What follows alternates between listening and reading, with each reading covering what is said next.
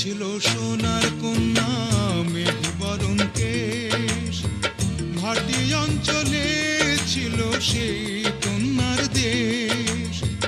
দুই চোখে তারা হারে কি মায়া, নদীর জলে পড়ল কন্যার ছায়া।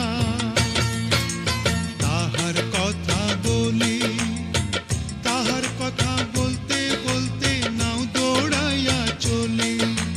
তাহার কথা বলি, তাহার কথা বলতে বলতে নাও দৌড়াইয়া চলি।